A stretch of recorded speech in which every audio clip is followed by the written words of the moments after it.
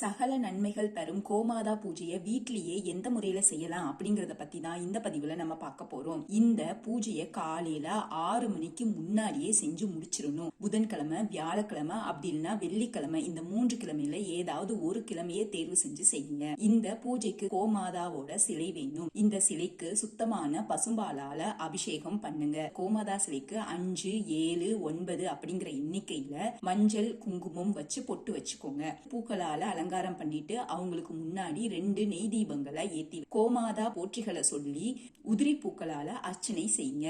அருகம்புல், அகத்திக்கீரை இது ரெண்டையும் கோமாதாவுக்கு நெய்வேத்தியமா வச்சு வழிபாடு செஞ்சுட்டு உங்க பூஜையை நிறைவு செஞ்சுக்கோங்க. நெய்வேத்தியமா வச்ச இந்த அகத்திக்கீரை, அருகம்புல்ல பசுமாட்டுக்கு தானமா கொடுத்துடணும். இப்படி தொடர்ந்து 11 வாரங்களோ 48 நாட்களோ நம்ம பூஜை செஞ்சுட்டு வந்தோம்னா நம்ம வாழ்க்கையில இருக்கிற கஷ்டங்களும் துன்பங்களும் துயரங்களும் நீங்கி அனைத்து விதமான நன்மைகளும் கிடைக்கும்.